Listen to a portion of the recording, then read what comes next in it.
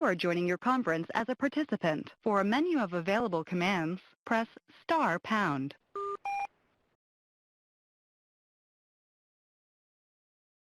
Good afternoon and welcome to the FEMA Region 2 Individual and Community Preparedness webinar series. My name is Allison Albright and I am the Regional Preparedness Liaison for FEMA Region 2. I am going to provide a few technical considerations before we begin. Today's proceedings are being recorded and captioned. The archived event will be available on the FEMA website in the coming weeks. You should hear audio through your computer speakers, so please ensure your volume is turned up so you may hear the proceedings accordingly. In the top right corner, we ask if you'd like to receive news and updates from Region 2. If so, please enter your email address and we'll be sure to add you to the distribution list. We will have a question and answer session after the presentation concludes. You'll see a Q&A pod in the lower right-hand corner. Please feel free to submit your questions about the subject matter there, and time permitting, we'll do our best to answer them. Finally, the PowerPoint presentation from today will be available for you to download in the file share pod as a PDF. You can click on the file and download it using the Download File button. With that, I'd like to turn it over to the Region 2 Community Preparedness Officer to introduce our speaker and today's proceedings. Thanks, Allison. Did you know that FEMA offers assistance to state, tribal, and local governments and certain private nonprofit organizations and houses of worship for the repair, restoration, or replacement of disaster-damaged facilities when a federal emergency is declared? Good afternoon. I'm Debbie Costa, the Community Preparedness Officer for FEMA Region 2. On behalf of our team working to strengthen preparedness across New York, New Jersey, Puerto Rico, and the U.S. Virgin Islands, I'd like to welcome you to our Preparedness webinar series. The Region 2 Individual and Community Preparedness Program is focused on preparing individuals and communities for disasters by providing useful information and training, inspiring people to act and be ready for any emergency.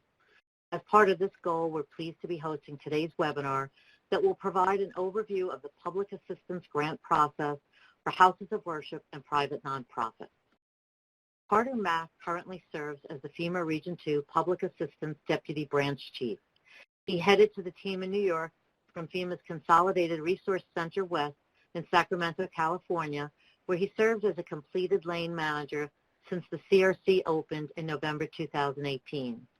Prior to that, Carter held multiple positions in Florida's Division of Emergency Management in Tallahassee, Florida, including the Deputy Recovery Bureau Chief, State Public Assistance Officer, and Deputy Communications Director roles.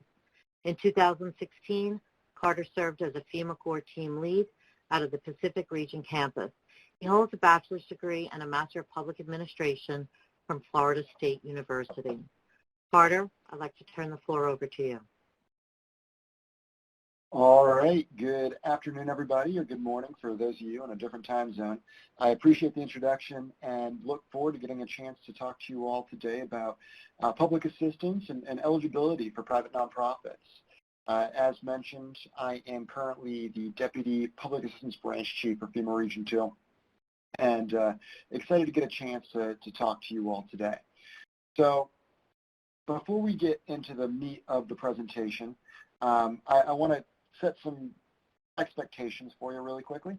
So first of all, again, my name is Carter Mack. My email address is going to be included here so that you can email me if any questions do come up later on. There also will be a chance for Q&A at the end here, so keep that in mind as we go throughout this presentation. The presentation that I have for you today is on general public assistance eligibility for private nonprofits. It goes through the whole gambit of PA and the Public Assistance Grant Program as it pertains to private nonprofits and houses of worship. So that's what you can expect going forward. I will note that this is a presentation that, when given traditionally, does last a little bit longer than an hour. But I am going to try to go through it pretty quickly so that we can get through all of the information and focus on the questions specifically that you all have so that I can make sure that I'm trying to answer those as accurately as possible. If there are questions that you all have that are such good questions that I don't have the answer for you all off the top of my head, that's why my email address is being included, and I will be happy to follow up so that I can get somebody who is an expert in that question particularly to be respondent to those questions. So Those are some of the things that I wanted to go through for you today. I also want to know ahead of time, I know that a lot of people right now are interested, a lot of groups are interested in how this specifically pertains to COVID-19 policy. And I want to be upfront in that I'm not going to talk too much about COVID-19 policy today, largely because the COVID-19 policy is ever-changing, and it is in a state of flux at all times. So if I go too much into it, it could change over the next couple of weeks, next couple of months, and it might not be exactly accurate as this presentation is. Also, the COVID-19 policy doesn't necessarily pertain as much to private nonprofits as many other events typically would. But I'll talk a little bit more about that as well as we go through the presentation and try to tie some of the slides that we have in this presentation to the current big event that's going on across the country, which is that COVID-19 event. That's a little bit about what you're going to be able to expect as we go through this. And with that said, I'll go ahead and get started. All right, so like I said, this is understanding public assistance eligibility for private nonprofits. And I've already introduced myself and talked a little bit about what we can expect. So we're going to have three portions of this presentation today with a section for questions at the end as well. So first I'm going to talk about general public assistance. Then we'll talk about specifically private nonprofit eligibility in the public assistance program and how we can apply for the public assistance grant. So to get us started, we need to talk about how this process works from the beginning. And that beginning would be a declaration, of a major disaster declaration or an emergency declaration for the region, the state that the private nonprofit is operating within. So during certain events, the President of the United States has the authority to provide federal assistance through the Stafford Act, and part of that authority is to approve the Public Assistance Grant Program. The President approves two types of declarations, as I mentioned earlier. So you have your emergency declarations and your major disaster declarations. In the next couple of slides, we'll talk about the difference. So for a presidential declaration, that is for when a state, a territory, or a tribe determines that an incident may exceed its own capabilities to respond, and it requests that there is a preliminary damage assessment with FEMA. That preliminary damage assessment is done in coordination between our state and federal partners, as well as any local government entities, as well as private nonprofits that are impacted by the event, to determine the impact of the disaster. If that disaster reaches a certain level of impact, then the President will issue a declaration. A couple of things you're going to see throughout this presentation that I see on the slide here. A big one would be SLTT. That is an acronym that stands for state, local, tribal, or territorial, and it is an acronym that we use at FEMA specifically to denote who our primary applicants and recipients of the grant program are. So if you see that acronym, that's what it means. So the governor or tribal chief executive will then request a declaration from the President through FEMA. And this is when they, again, think that the damages and the impact of the event exceed what they are able to handle on their own.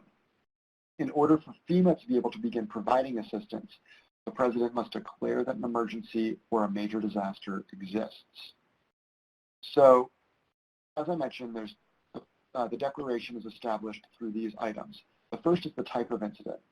The President provides authorization of federal funding through two different types, the emergency declarations and the major disaster declarations.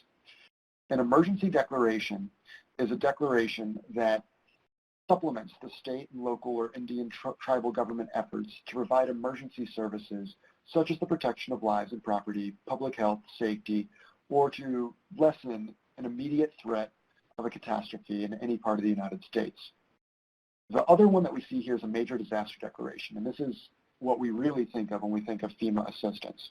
This is a declaration for any natural event, including a hurricane, tornado, flood, or even right now our COVID-19 events are considered major disasters across the country.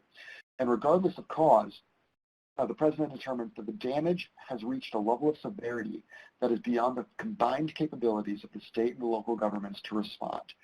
So FEMA gets involved at that point and provides a wide range of federal assistance programs.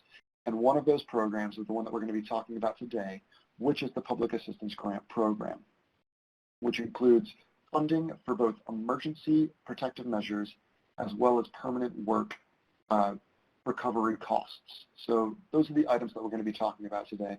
We'll get more into what those categories look like and need later on in this presentation. So during the declaration process, the President will identify a span of time during which the federally declared incident was occurring. That period will vary in length depending on the type of incident. What you'll typically see is if it's a tornado, something like that, that is an immediate no-notice event that lasts for just a short period of time, the federally declared incident period will just be that one day that the event took place on. But there are events that may last longer, may have an extended period that is an incident period that goes on for months or in some cases even longer than that. One such instance of that is the COVID-19 disaster that we currently see. The original declaration for that event began back in March of 2020, and the incident period is still ongoing for that event. So it varies from one day to, on the other extreme end, over a year in the case of the COVID-19 events. And depending on the different event and what's going on during that time, forest fires, flooding events, you might have days, weeks, months. It depends on how it all plays out. After they declare the incident period, the declaration also will designate the area that is eligible to receive federal assistance. And they do this on a program-by-program basis.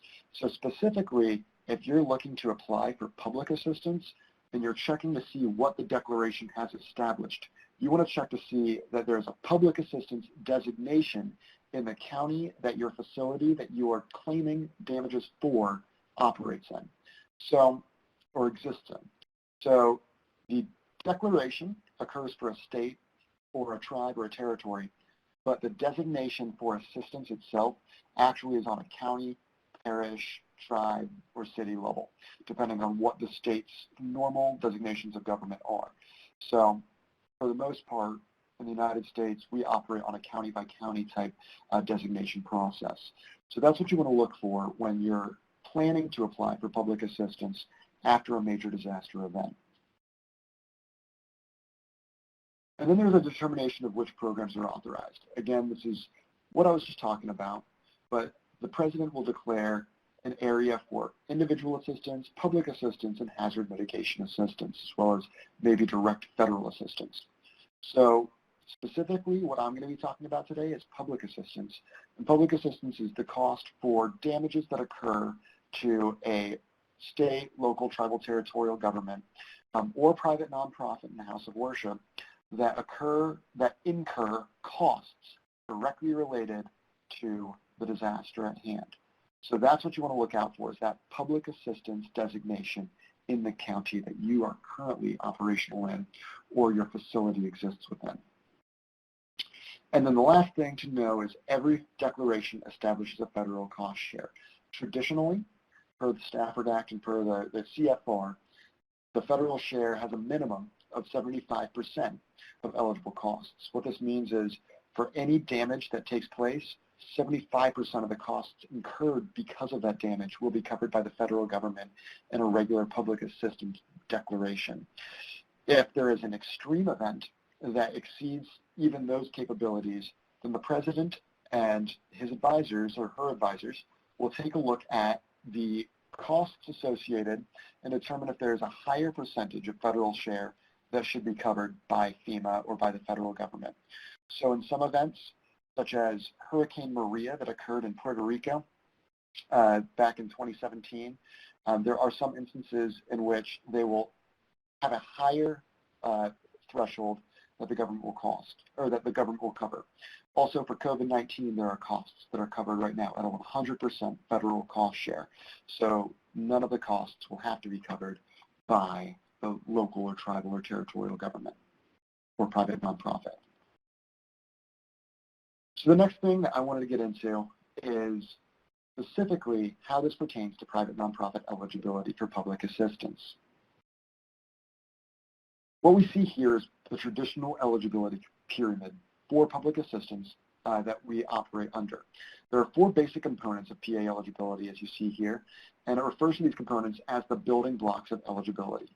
We start from the bottom and work our way up, and each building block must be eligible in order for the work being claimed to be eligible. We'll talk about what that means as we go forward. So there is an exception to standard eligibility for private nonprofits. FEMA determines whether the private nonprofit owns and operates a facility that provides an eligible service in order to determine whether the applicant is acceptable and eligible. To be eligible, the private nonprofit must own or operate the facility that provides an eligible service. We'll talk about what those eligible services are here on just a few slides from now, but that is the first building block when we're talking about private nonprofit specific. I'm going to go back again really quickly. So we look at the applicant, then we look at the facility that the applicant owns and operates, then the work performed at that facility, and then finally we look at the cost being claimed and whether the costs being claimed are eligible. So FEMA provides assistance to eligible applicants, but first must determine whether the applicant, the first foundational portion of that pyramid, are eligible by evaluating the claim. Eligible applicants include that SLTT that we talked about earlier, so states, local, territorial, and tribal governments, as well as certain private nonprofit organizations and houses of worship. When looking at this, it's important to note that only specific private nonprofits are eligible applicants for public assistance. And in order to be an eligible private nonprofit, the private nonprofit must show that it either has a current ruling from the U.S. IRS granting tax exemption under 501c, D, or E, or of the Internal Revenue Code 1954, or documentation from the state substantiating that is a non-revenue producing nonprofit entity doing business under state law. So those documents must be included with the request for public assistance for a private nonprofit when applying for public assistance. There are stricter requirements on it because these are the private nonprofits that are eligible for public assistance, and so they need to include extra levels of documentation when going through the public assistance process. They must also include bylaws and other documents that indicate that they are an organized entity and certify that it is compliant with the IRS code 501c3 and state law requirements. So another item to include when requesting public assistance would be those bylaws. Additionally, private nonprofits in the eligibility pyramid must show that they are eligible by determining whether the PNP owns and operates an eligible facility. So for a PNP, an eligible facility is one that provides one of the services listed below. The facility must provide a certain critical service, which is defined as education, utility, emergency, or medical, and we'll dig a little deeper into these in just a moment. Or they must provide a non-critical but essential social service and provide those services to the general public. If we're talking about houses of worship, typically they fall under this second category of providing an essential social service and being open to the general public. And it's important to note that and, it needs to be both. So as we go forward, these are the eligible critical service facilities. So as I mentioned, there's education and emergency medical, as well as utility and emergency service. This is a table that provides a lot more specific information on which applicants are eligible under these categories of critical services for private nonprofits. You can find this in what we call the Public Assistance Program and Policy Guidance, or the PAPG, which is the short version of it, PAPPG, which is the guidance document that really guides all public assistance policy for the grant program. You can find that by just going to Google and typing in PAPPG, and it will pop up right on there on Google. And it looks like Deborah is also going to be providing a PAPPG link. So keep that in mind. You can find this table. It's really helpful. Even when I am reviewing private nonprofit applications, this is the table that I take a look at to determine whether they fall under a critical service or an essential non-critical service. And the reason that matters is something we're going to talk about here in just a minute, but it is important to note that this table exists for that reason.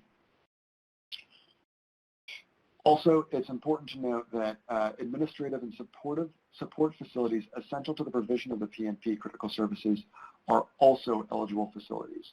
So typically, they need to be performing eligible work, but if they're performing eligible administrative work in support of a private nonprofit that is providing important critical service work, then that is also going to be found as eligible in an eligible facility. There's also a list in that same PAPPG of non-critical services, but they're still going to be eligible facilities. They're called non-critical essential. And in those, it is important that they are open to the general public and they meet all of these requirements that are listed below. They cannot be limited to a certain group of individuals or defined by a group of individuals with a financial interest. They can't be based on classes of individuals or be unreasonably restrictive, and access must not be limited to specific populations. And then if there are membership fees, they also have a specific list of criteria that must be met. So again, this can be found in the PAPPG. I would recommend taking a look at that document if you are wondering whether or not your facility and your private nonprofit meet these requirements. Some of these, some services would be ineligible services, such as community center services that are training individuals to pursue the same activities as full-time paying careers, meetings for activities for only a brief period of time, vocational academic training, similar activities, political education. These are ineligible services that are not deemed essential services by policy and therefore would not be able to claim public assistance costs. Again, the same table is found in the PAPPG. So one thing to note is a lot of PNPs, we are aware, operate with mixed-use facilities, and they can provide a handful of different services. So if a facility provides both eligible and ineligible services, they're considered mixed use, and the eligibility of that facility is dependent on what the primary use of that facility is. It's determined by the amount of physical space dedicated to eligible and ineligible services within that facility, which would indicate whether that facility is a primary use facility or a non-primary use facility. If more than 50% of the physical space is dedicated to ineligible services, the entire facility is ineligible. If the facility is eligible, FEMA prorates permanent work funding based on the percentage of physical space dedicated to the eligible services. One thing to note, I mentioned earlier, for the most part, COVID-19 related activities are not going to be eligible for private nonprofit applicants. That said, if it is a private nonprofit applicant that is doing eligible work that is legally responsible for that work, and they have a mixed-use facility in COVID-19, there are some exceptions to this rule specific to COVID-19 related activities. So if the applicant is an eligible private nonprofit and has a mixed-use facility and is assisting with COVID-19 recovery and is claiming eligible costs related to that event, then the primary use mixed-use facility portion is waived only for COVID-19 events right now. Again, I provide that as background for you all.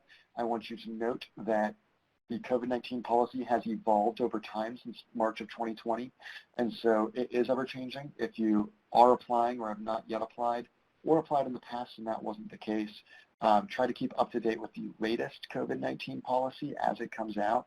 If you're already an applicant for COVID-19, your program delivery manager should be providing any of the updated information as it becomes available. So there is also a small business administration loan requirement for applicants that are private nonprofits that are applying for FEMA assistance through the Public Assistance Grant Program. This is specific to those owners of non-critical facilities. So owners of critical facilities that are performing critical services that we saw on that table earlier can apply for public assistance for all categories of work, and have it be eligible for public assistance funding.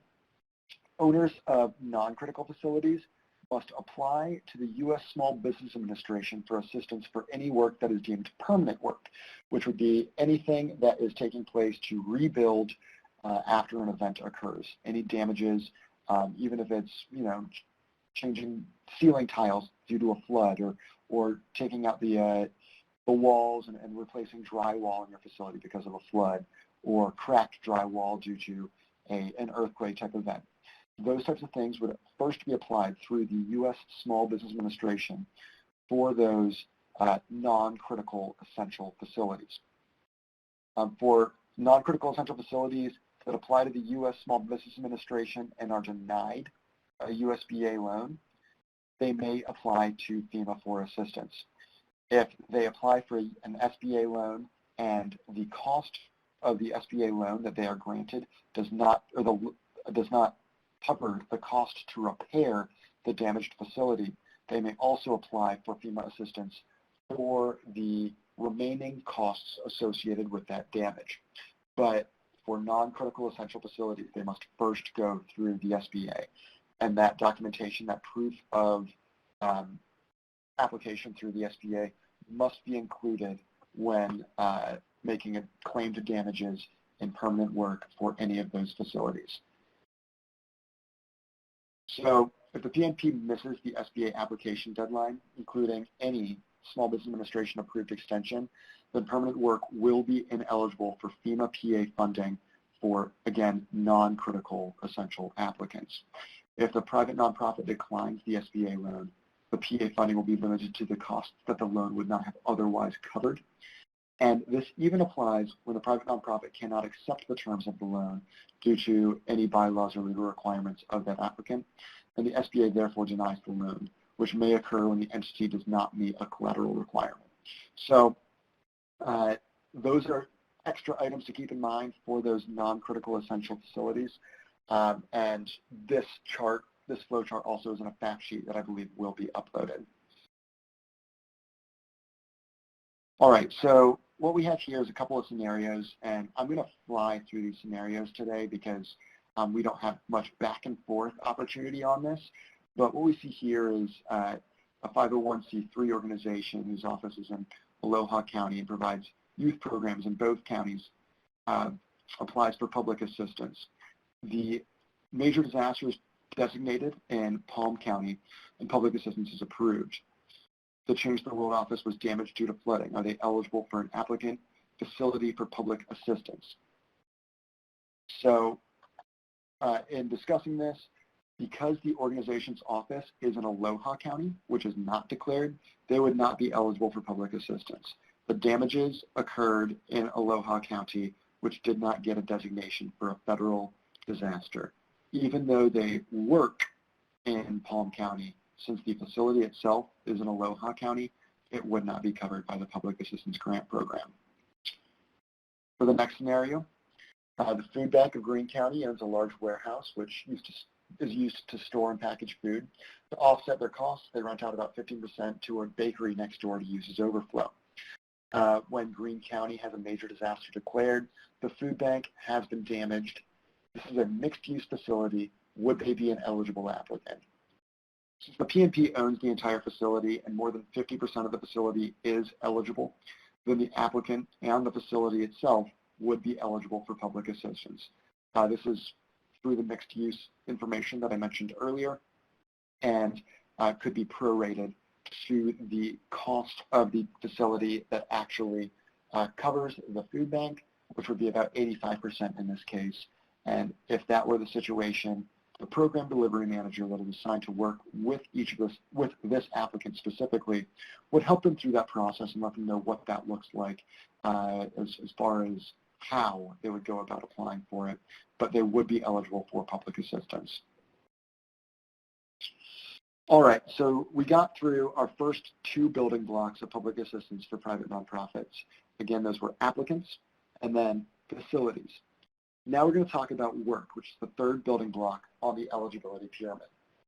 There are several factors that need to be considered when determining if work may be eligible for public assistance. And at a minimum, the work must meet each of the following 3 general criteria to be eligible. The work must be required as a direct result of the declared incident. The work must be located within a designated area with the exception of sheltering and evacuation-related activities. And the work must be the legal responsibility of the eligible applicant. So we're going to talk a little bit about what this means. Actually, I'm going to go back to this slide really quickly. I want to talk specifically about legal responsibility of the eligible applicant because that's one that's popping up right now. And that specific bullet point is the reason why most private nonprofits are not eligible for a public assistance grant for COVID-19. Additionally, legal responsibility for life safety type activities lies with a state or local government. And therefore, a private nonprofit would not have legal responsibility for life safety type activities in a traditional sense. That doesn't mean that there are not private nonprofits that are providing assistance to a local or state government as they are trying to combat COVID-19. And it's not to say that those private nonprofits are not incurring costs. It's just that since they are not the legal responsibility of that applicant, they would not be able to apply for public assistance directly to FEMA. So the legal responsibility, as mentioned, typically lies in life-saving activities with a county, with a city and municipality, or with a state. If a private nonprofit is assisting that municipality, that county, that state, typically they would be mission assigned or tasked or working at the request of a city, a county, a state government. And those costs incurred by them could be reimbursable to that city, to that county, to that state, whoever it was that was requesting that private nonprofit's assistance with this event. And the state could claim those costs, the county could claim those costs as costs incurred after they pay back that private nonprofit for the costs that the private nonprofit incurred.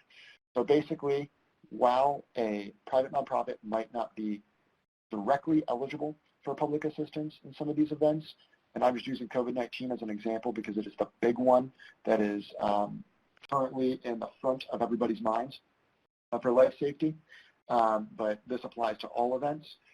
If a private nonprofit is being tasked by a public entity, and that public entity reimburses that private nonprofit for the work that, or for the costs that that private nonprofit incurred, then the public entity then has incurred costs as well, and that public entity can claim those costs through the Public Assistance Grant Program. So ultimately, those costs would also be covered. So that's how it works sometimes. You see this a lot also with sheltering activities in a more traditional type event.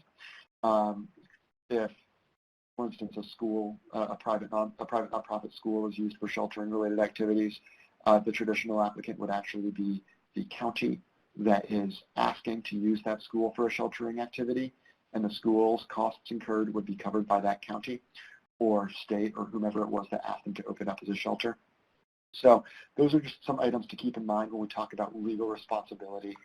We're talking about actually in statute what the legal responsibility in statute says for that public entity. For a private nonprofit's own bylaws and what they cover, that might not necessarily result in legal responsibility. It might just result in what they traditionally assist with when they're working with the public. So I wanted to cover that while we were on this slide really quickly because it is at the forefront of a lot of people's thought processes as we go through this COVID-19 pandemic. All right, so now let's talk about categories of work. To facilitate the processing of public assistance grants and public assistance funding, FEMA separates into 2 different major categories of work and then even smaller categories based on those subcategories based on those categories. So there's emergency work categories and permanent work categories. All public nonprofit applicants that are eligible for emergency work, whether you're critical or non-critical essential. Permanent work is eligible for critical private nonprofits and for those non-critical essential private nonprofits that meet the requirements of applying for an SBA loan and and getting denied or having it not cover the entirety of the costs that they incurred. The subcategories are debris removal activities, emergency protective measures activities, and then for permanent work, roads and bridges, water control facilities, buildings, equipment, utilities, parks, recreation, and other facilities. And we'll get more into the details here in just a moment. I also do want to note that anybody who does have questions throughout this process can feel free to start typing those questions up into the chat box.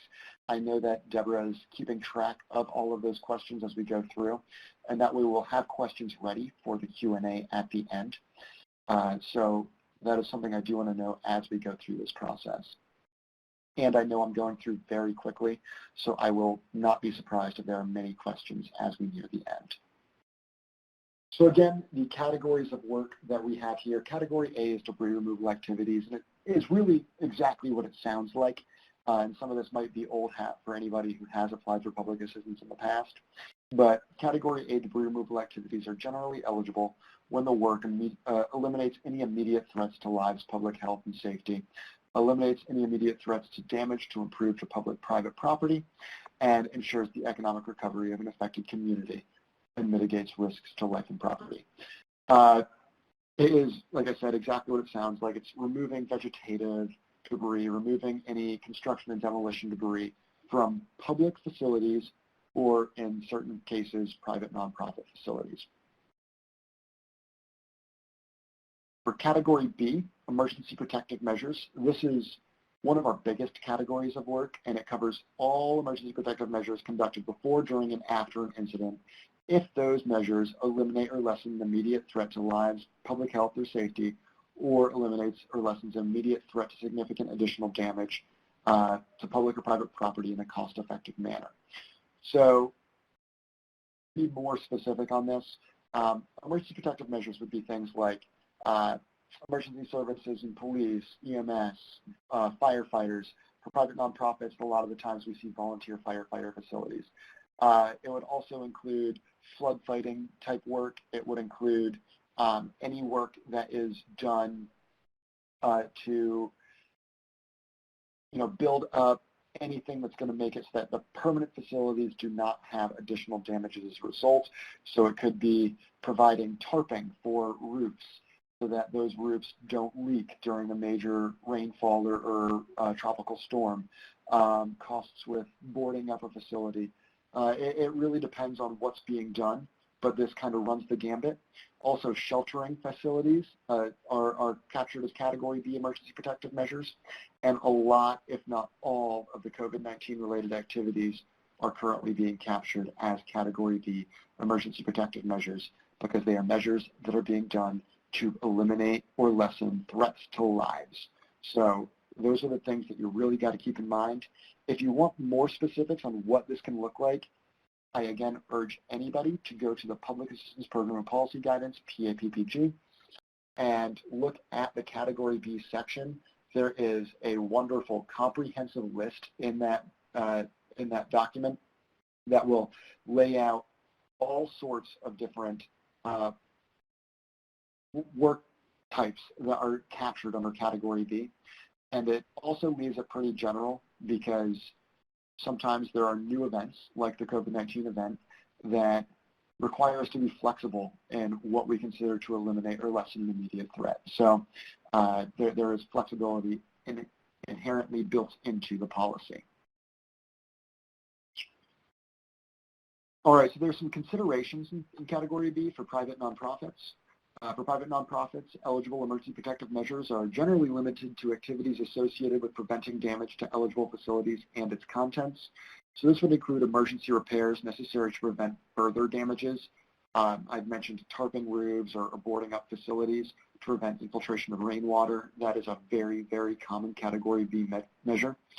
Also replacement of any damaged contents and removal of storage and contents from eligible facilities to minimize additional costs associated with a facility being damaged would be eligible. We also see a lot of the extraction of water, clearing of mud, silt, and other intrusion that comes into a facility if it is conducted expeditiously to address an immediate threat. Also, mold remediation in certain cases is seen as meeting Category B type work if it is deemed done in an expeditious manner to reduce additional threat to the facility. Also, for emergency services provided to the public, private nonprofit organizations have specific additional requirements that they must meet in order to receive grant funding.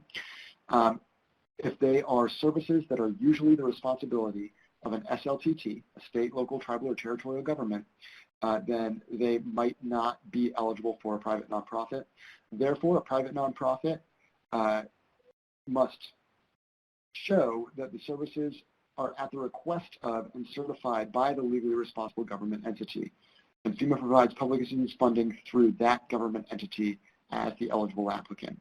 This is what I was talking about earlier with COVID-19. This is the way that most of the costs for our private nonprofit partners are being claimed for COVID-19 is through the legally responsible government entity.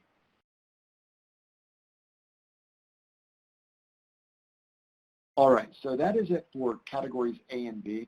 Categories C through G is all basically the same, just covering different types of permanent work. And it is work that is required to restore a facility to its pre-disaster design, to be its size and capacity, function in accordance with the applicable codes and standards. So pre-disaster design means size, capacity of the facility as originally constructed or subsequently modified. We also know applicable codes and standards because sometimes if it is back to its pre-disaster design, it no longer meets required legal codes and standards as required by state legislation or federal codes. If that's the case, then the applicant is able to upgrade their design to meet those codes. But it must show that that is why they are making those additional upgrades. So category C through G considerations, you must make sure that you're considering environmental historic preservation considerations. A lot of our private nonprofit applicants that are applying for permanent work categories might have environmental and historic preservation considerations, especially those such as historical areas. A lot of historical facilities include churches or other houses of worship, as well as some historical site schools that might be private schools. So just know whether or not you are a historical site or historical preservation areas. And then almost every permanent work project that we have has environmental considerations that need to be considered as well. So if you are applying for permanent work, there might be a lot of additional documentation that needs to be included to show that you are in compliance with any environmental and historic laws that pertain to your locality or your state. Also, there is a requirement to obtain and maintain insurance for permanent work for a facility. So if a facility has never been damaged by a disaster before and is uninsured, FEMA is able to assist. But if a facility has been damaged by a disaster in the past and has been claimed for public assistance in the past, and that applicant has not obtained a level of insurance up to the amount that it was damaged to in the past, and maintain that insurance since that time, then that facility would not meet basic insurance eligibility requirements for public assistance and would therefore not be able to be claimed for a PA grant in that subsequent event. So in order to be eligible, applicants must continue to obtain and maintain insurance at the level of their previous damages. And then, of course, I mentioned codes and standards earlier. That's a consideration to take a look at. Hazard mitigation, this would be if you have damages that are incurred, that as you are repairing, there is a way that you can make your facility more resilient to future losses. If that's the case, the facility can be updated not just to that pre-disaster design, but to include any mitigative activities that need to be added on. A very common one would be elevating a generator out of a flood zone so that the next time a flood comes through, that generator is not a repetitive loss for that facility. That is a type of hazard mitigation that is not to pre-disaster design, but is often captured eligibly on a public assistance grant. And then the last thing to consider here would be repair versus replace. There is a rule that in common vernacular in public assistance is referred to as the 50% rule. And what that means is if a facility is damaged more than 50% and the cost associated with repairing that facility is more than 50% of what it would cost to just replace the entire facility, then that is something that we can consider as a cost-effective way to move forward with the facility, is just doing a full replacement of the facility instead of repairing the costs associated. So if you have a facility that is damaged and it's damaged more than 50% of the cost associated with just replacing the entire thing, this would be something to consider. There are a lot of engineering type considerations that need to go into this determination. So if that is the case, I recommend getting with any of your partners from FEMA or any of your partners from the state and discussing whether or not this situation would be the type that you would want to apply for this type of replacement activity. All right, I am looking at the time, and in order to keep on track with the time and have enough time for Q&A, I'm going to go past these scenarios, and then if you have any questions about this, we can bring them up during the Q&A session, but I think that the scenarios for now can be skipped. All right, so the last building block of eligibility is eligible cost. So not all costs that are incurred as a result of an incident are eligible. The costs must be directly tied to the performance of eligible work, adequately documented, reduced by applicable credits such as insurance proceedings and salvage value, authorized and not prohibited under federal or SLTT government laws and regulations, consistent with internal policies, regulations, and procedures to apply uniformly to federal awards and other activities, and necessary and reasonable to accomplish the work properly and efficiently. Before I go forward, the biggest reason that we see costs deemed ineligible in public assistance is because the procurement of a contract or the procurement of a large purchase is done outside of 2 CFR 200. And 2 CFR 200 is the Code of Federal Regulation that is the code for federal funding. It's the procurement rules for federal funding, basically. So I encourage anybody who is experiencing damages or costs as a result of a major disaster declaration to take a look at 2 CFR 200. You can type that into Google and it'll pop up right away. But that is the section of the federal regulation that will tell you exactly what the requirements for procurement are in order to be eligible for federal funding. Also, if you are an applicant that has your own rules for how you approach procurement, you must follow your own rules, even if they are more restrictive than those rules of the 2 CFR 200. So keep that in mind as well. Those are the procurement issues are the ones that we see pop up most often for this cost eligibility question. So I just encourage everybody to take a look at that. And again, it's 2 CFR 200 would be the best way to make sure that you are being you're eligible in the costs and the methods that you are procuring. All right, so the last part that we have here for you before the Q&A is on how to apply for public assistance. You heard me talk earlier about requirements when submitting a request for public assistance, and that's really what this is going to talk about. So there are a number of steps that can be taken prior to a disaster that will help you better prepare for a private nonprofit, help prepare a private nonprofit organization to apply for public assistance. This would include saving critical documents in a secure location, making lots of copies, and familiarizing yourself with the Public Assistance Program and Policy Guide, which we've mentioned a ton of times here already. That's the PAPPG. And find out if the state has a designated public assistance point of contact. I am going to just tell you right now, every state has a designated public assistance point of contact. I don't know if each state has a designated public assistance point of contact specific to private nonprofits or specific to each county, but each state has somebody that works for the state that is primarily working in public assistance that might be able to help out on local and state level requirements. Also, any applicant who is a private nonprofit can try to connect with a FEMA volunteer agency liaison, or VAL for short. And the VAL is the person for FEMA that works most directly with our private nonprofit partners and will help in getting in contact with somebody who is more familiar with public assistance to make sure that you're ready to go. So what to do following a disaster? Following a disaster, things can be overwhelming, but keep in mind that documentation is always going to be key.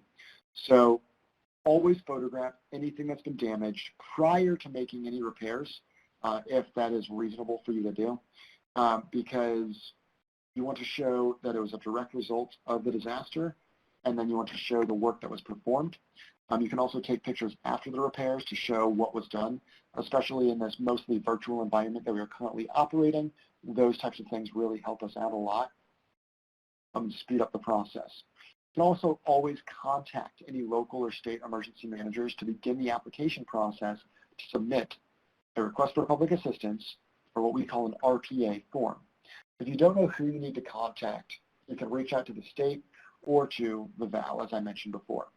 And your local and state emergency manager should be able to help you register to access the online grants management system, grants portal, for faster processing. I'm going to go back really quickly. So the RPA form is going to be really essential for any public nonprofits applying. The RPA form is used by applicants, whether they're public or private nonprofit. But for private nonprofit applicants, there is an additional burden of documentation required when submitting those RPAs. And there might be a case in which not enough documentation is provided by a private nonprofit, and that private nonprofit cannot be approved for public assistance until there's a little bit of a back and forth between FEMA, the state, and the private nonprofit to ensure that the proper level of documentation is uploaded. So I'm sure that during an applicant briefing, which is a briefing that is provided by the state, tribe, territory after an event occurs, but prior to the request for public assistance being due, they would provide more information about what those requirements are. But some of those to keep in mind would be, again, I mentioned the bylaws earlier, also the proof of tax-exempt status would be included in there. We also want to include things that would additionally help would be any insurance that you have. Also, if you've applied for SBA, you could include that in there.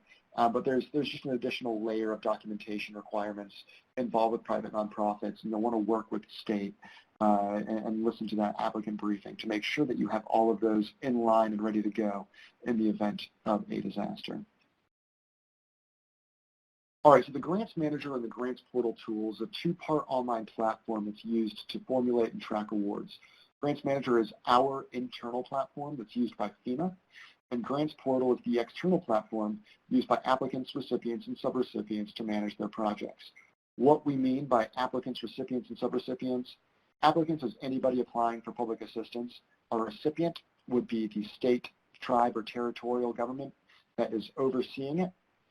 The subrecipient would be a local or private nonprofit applicant. So the grant flows from FEMA to the recipient and through that recipient to the subrecipient. Applicants can use the Public Assistance Grants Portal to register for and update their applicant profile.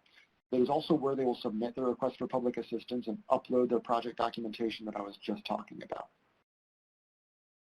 There's also some helpful resources in here, and I believe that this slide deck is going to be provided to you all if it hasn't already been provided to you, that you can go through and click on these links yourselves, including a fact sheet on private nonprofit houses of worship, on how to apply for public assistance, and the link itself for the PAPPG.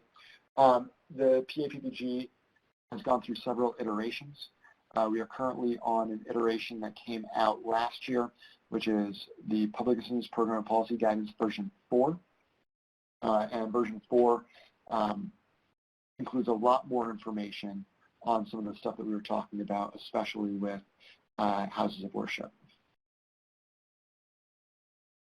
All right, so that is everything that I have in my current presentation.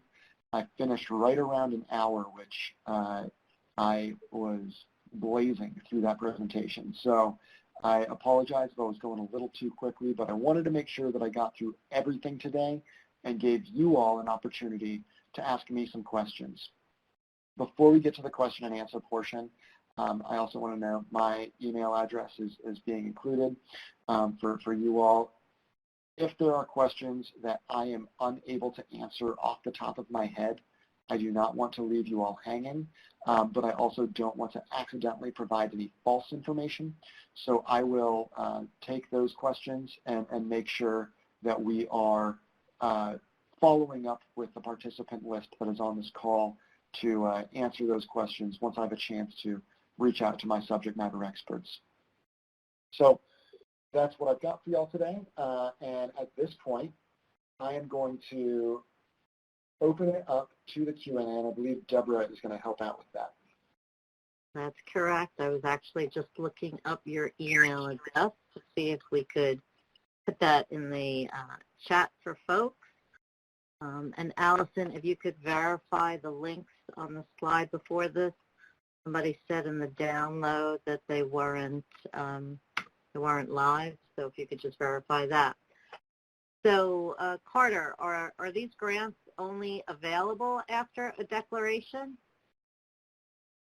Yes, that is accurate. So the Public Assistance Grant Program is only available after a declaration in the designated areas where a disaster occurred.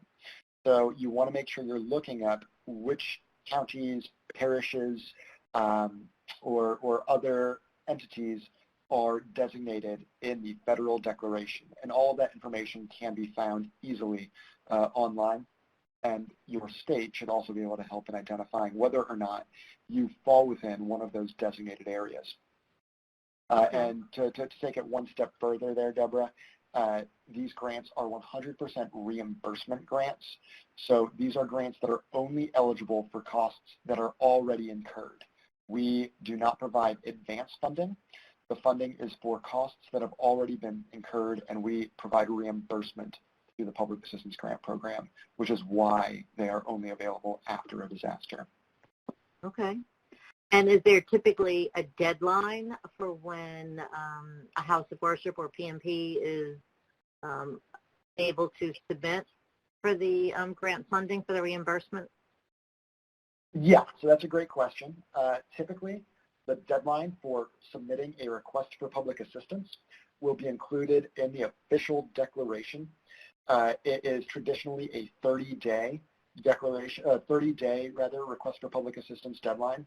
So 30 days from the date that the declaration gets announced, all applicants, including private nonprofits and houses of worship, should have submitted their request for public assistance.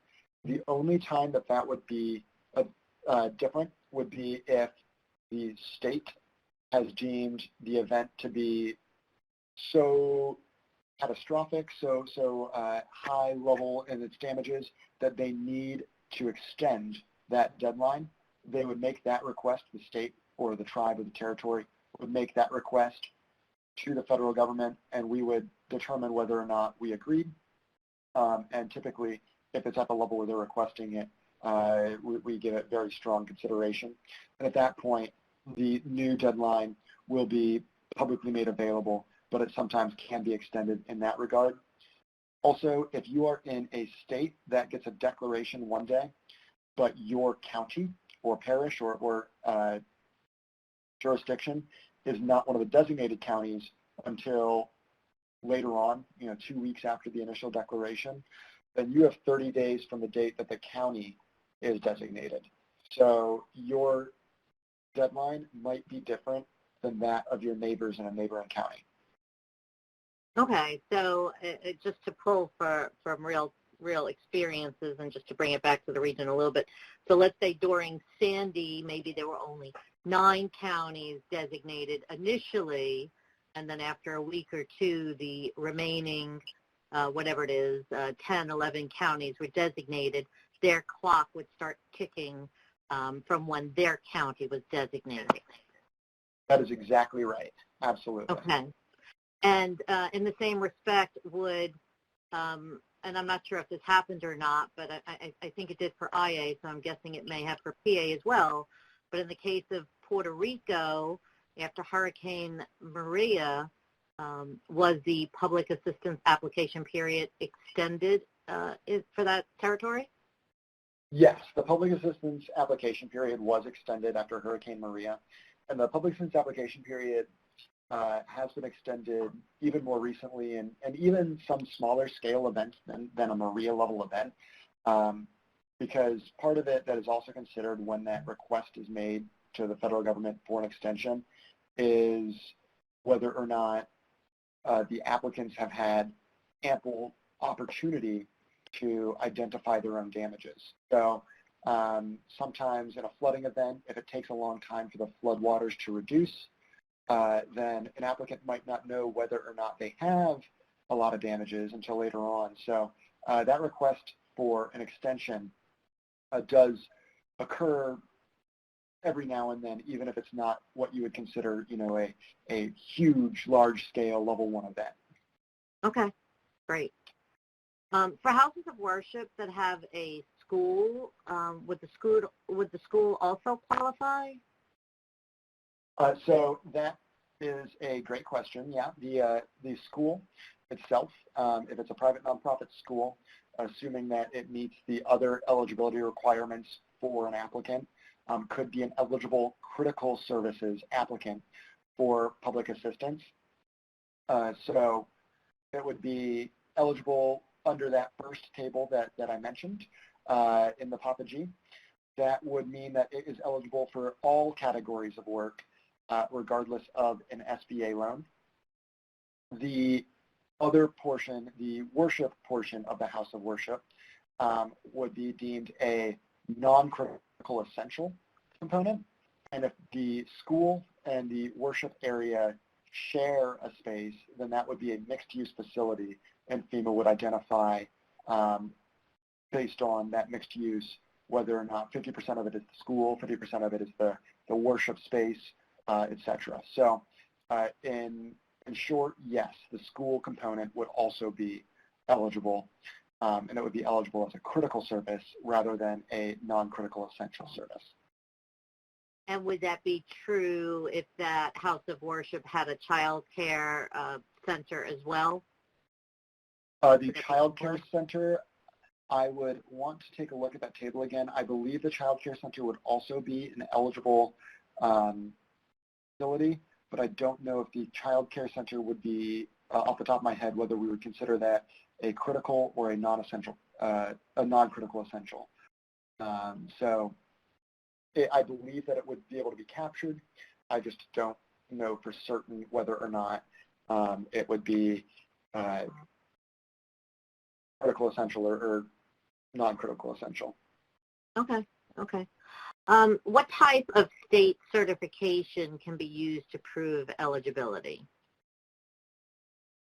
So I believe specifically this question is asking in regards to when an applicant is applying for an RPA, or request for public assistance, and they're a first-time applicant, and they do not have an IRS 501c3 designation. There are some entities that are acknowledged by the state of operation as being a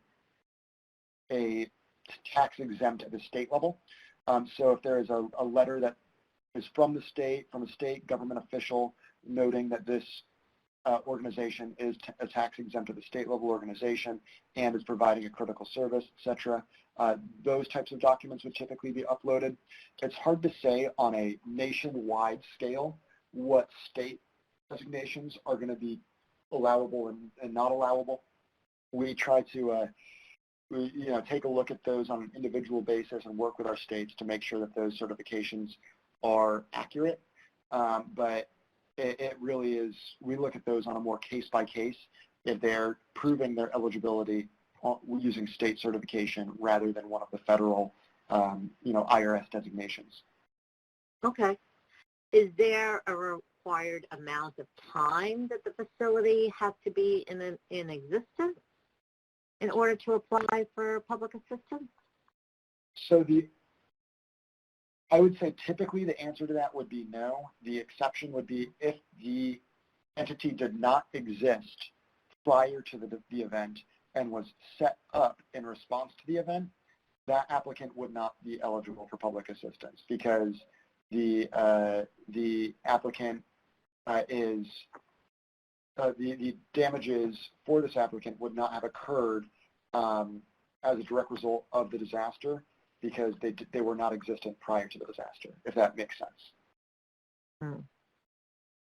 If a house of worship operates a school on a separate 501c3, would you do two separate applications for that if both facilities were impacted?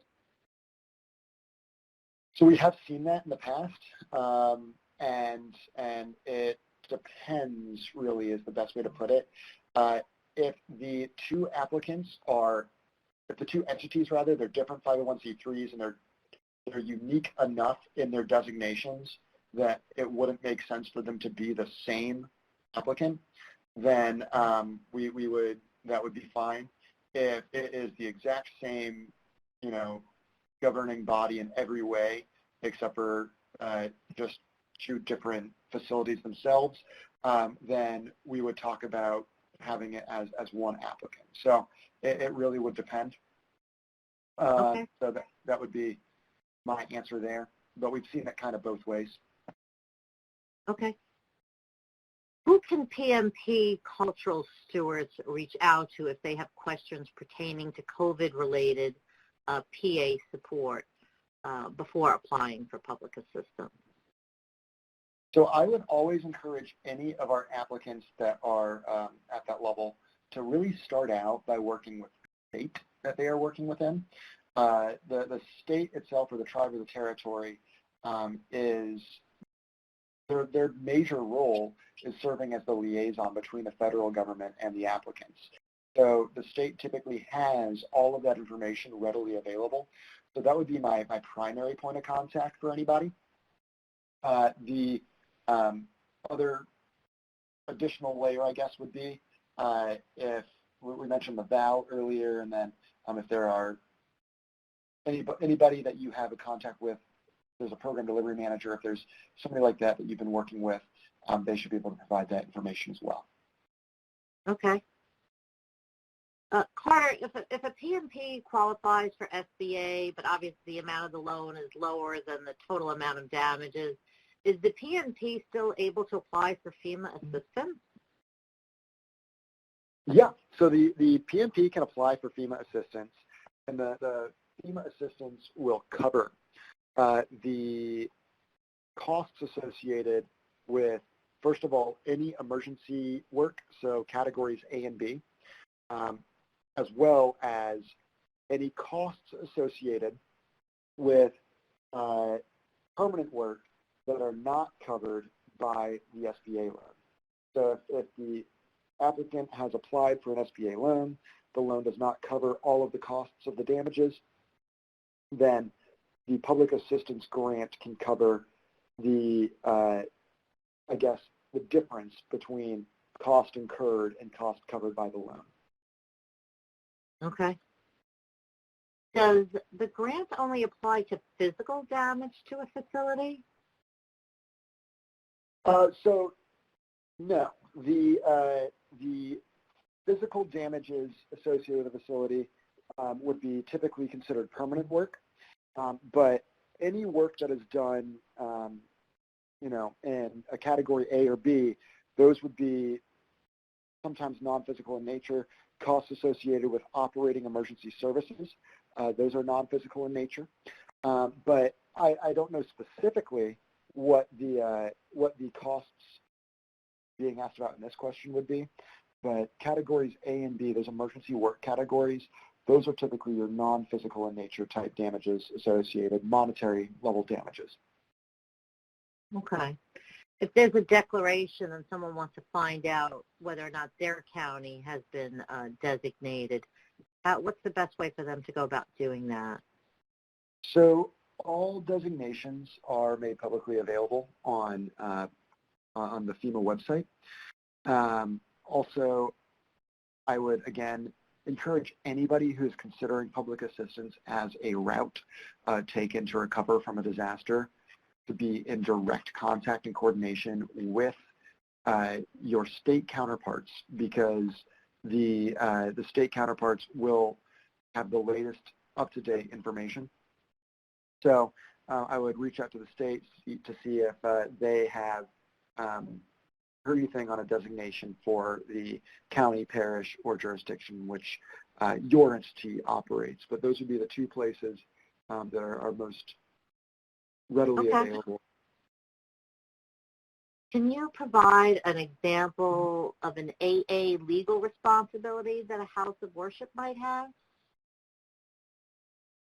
I'm sorry, I don't believe I understood the beginning of the question. We're being asked to provide an example. Maybe they just typed AA twice. So maybe it should say to provide an example of a legal responsibility that a house of worship might have. Is that something that you touched on early on?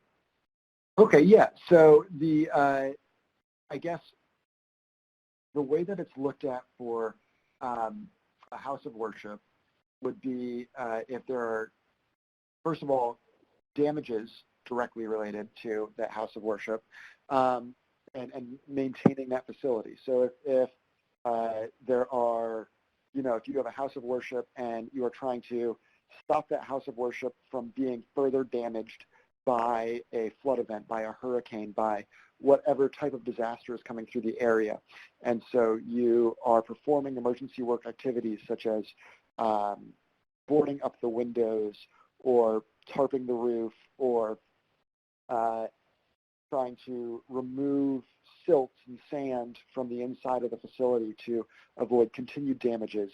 Those would be activities that are the legal responsibility of that house of worship, because it is, I imagine, the house of worship legal responsibility to maintain the safety and well-being of that facility itself. So that facility is the house of worship's eligible facility and its legal responsibility. Permanent work damages that directly occur to that house of worship would also be captured as eligible, assuming that they go through the proper SBA loan process. And if you look at the PAPBG, it'll give you a little bit more information on what specifically we're talking about. The things that would not be eligible for a house of worship would be, it's not the legal responsibility of a house of worship necessarily to shelter residents. It's not the legal responsibility for a house of worship to feed residents. It's not the legal responsibility for a house of worship to provide vaccines to residents. And those are activities that sometimes have occurred at house of worship facilities. And since it is occurring at a house of worship facility, there may be costs incurred by that house of worship, but those are the legal responsibility of a county, of a state, of a public entity. And the public entity is asking for assistance from the house of worship for those types of activities. And if the public entity is asking for that type of assistance and the house of worship is assisting with those, then the house of worship would go to the state, the county, the entity to see if they are being reimbursed at that level. But those types of activities would not be typically captured in a house of worship public assistance grant. Thank you for explaining that. Does the application allow for subcontractors to work with the primary contractor in fulfilling requirements for the work order? So, yes, we see subcontractors on the contracts quite often, But again, I would just encourage everybody to go see the 2 CFR 200 because it would all matter. The big thing that would matter is whether that contract had been properly procured. So subcontracts do happen all the time, but we still need to make sure that everything that is being claimed is through an eligible and proper procurement on a federal scale. Okay. We have a lot more questions and not a lot of time, so let's see if we could get through as many as possible.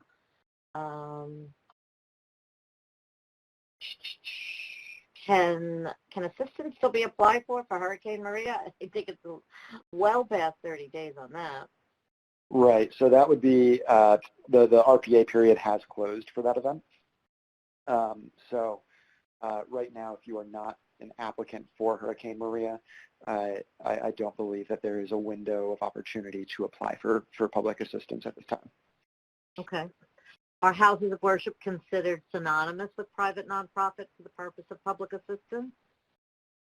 Yes. So houses of worship are considered a type of private nonprofit.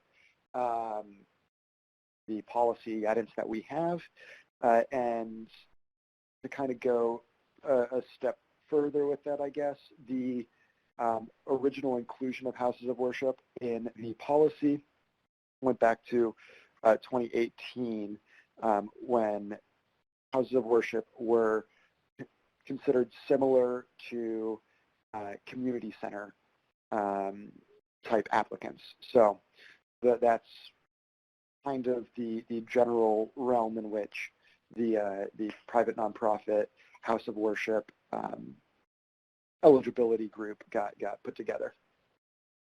Gotcha.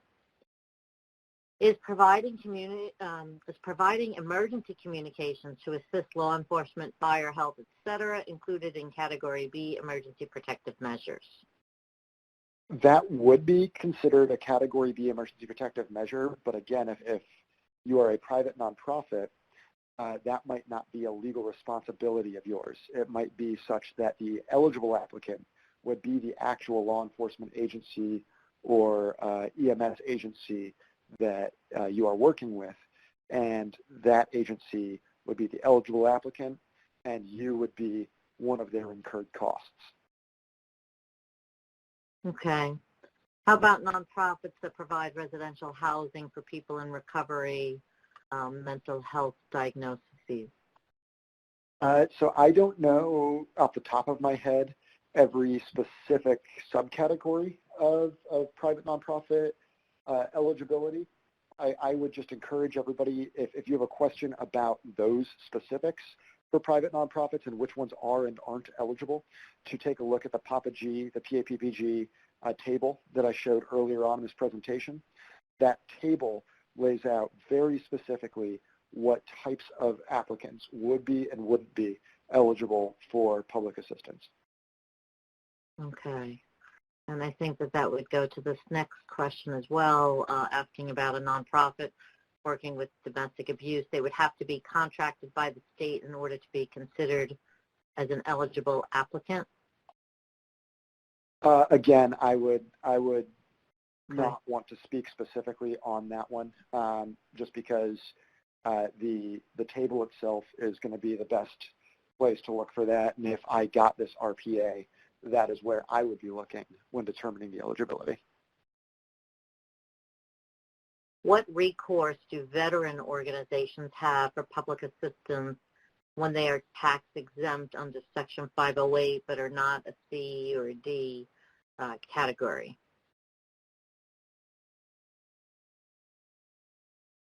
Okay, let's see. So I think that's kind of in line with my last answer as well, because veterans organizations, it depends on what services they provide. So a veterans organization can mean a lot of things, but if they are providing a critical service or a non-critical essential service, then they could apply for public assistance, even if they're not claiming permanent work damages. But if they are not providing a critical or non-critical essential service, then they might need to look at that eligibility pyramid to see if they do have any eligibility that falls in the legal responsibility for their organization. Okay.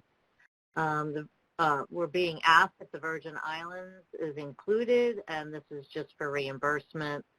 I know you said that a couple of times about reimbursement, and I guess with the Virgin Islands, you might want to just clarify that it's the U.S. Virgin Islands as opposed to the British Virgin Islands. Okay, so yes, the U.S. Virgin Islands are included in this. That is accurate.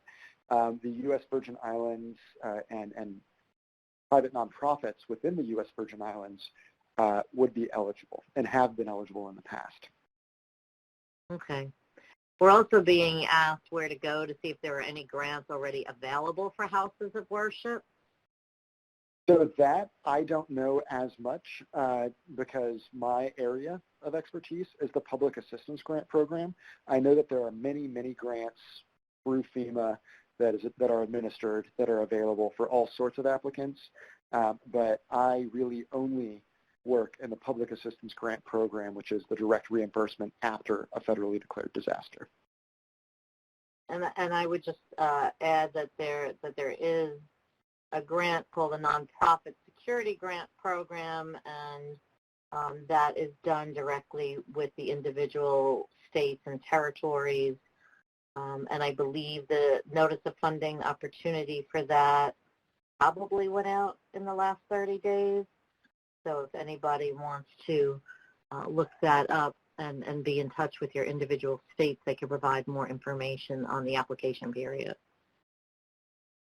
Does the PAPPG cover what religious institutions need to consider when applying? The PAPPG has definitely more information than I gave today on houses of worship, and houses of worship is just the general term we use for religious institutions applying for public assistance. The big ones that we see pop up often as far as questions are concerned are organizations and facilities that are open to the public, and if there are membership fees associated with being a part of that organization. Those are things that would need to be considered, regardless of whether it's a religious institution or not. Those just happen to be things that do often pop up when we are talking about religious institutions. Okay, and I think this might be our last question. Would it be necessary to acquire a grant writer to apply for this assistance? I can't really tell you exactly how to go about your hiring practices in these. I will tell you that typically, not just typically, always in an event, FEMA will be involved from the get-go once it is federally declared. So there will be somebody assigned to you, and I've said this name a couple of times, but I haven't explained it yet. Program Delivery Manager. And a Program Delivery Manager is somebody from FEMA, one of our team members, that specifically works directly with each applicant, including our private nonprofit house of worship applicants, on the development of the grant. And the applicants are allowed to write their own grants if they choose to do so. However, since this is a reimbursement program and we're working to assist you through the process, the applicant needs to do their own request for public assistance, but the Program Delivery Manager and some of our experts in FEMA will actually help in the construction and writing of the grant itself. Great. And I would only mention one other acronym that I heard you mention without spelling it out. And you did mention VAL, and that they work with a lot of the PNPs and houses of worship, and just what the acronym stands for, Voluntary Agency Liaison. Yes, thank you. Yeah. With that, I'd like to thank you very much, Carter, for sharing an awful lot of information in a very short time. The PDF of today's presentation is in the download pod, along with the PAPPG and some other public assistance PDFs that you're welcome to download. We want to thank Carter, and we want to thank all of our participants today. We had quite a few people join us. We have a number of webinars coming up the rest of this month. talking about retirement. Funeral assistance is going to be a big one. That's something that FEMA's never offered in a pandemic situation. So if you know of individuals who have need assistance paying for funerals that were directly as a result of COVID-19, there are a lot of other, eligibility requirements, but we're going to talk all about them next week. If you can join us, we'll be doing that both in English and Spanish next Tuesday. Lots of great webinars coming up. The COVID-19 vaccine concerns. We're going to have a number of subject matter experts addressing the concerns that we've heard from people who are a little bit more hesitant to get vaccinated, and they will address those directly, as to why they shouldn't be a concern. We're going to talk about child abuse in New Jersey and how to go about reporting it. Community gardening to build resilience is going to be very interesting. We've been doing a series on guides to expanding mitigation, and we will be doing that monthly every Wednesday, just as a half-hour lunch and learn through the end of the year. And if you want to see all of our upcoming webinars, they can be found at the first link. Today's webinar has been recorded and can be found at the second link on your screen. And if you aren't already getting Region 2 news and you'd like to, we send out a webinar update every Monday, and we send out a preparedness and resilience bulletin every 2 weeks with all of our webinars, workshops, articles, preparedness tips. So thank you, everyone, for joining us. Feel free to drop. Have a wonderful day.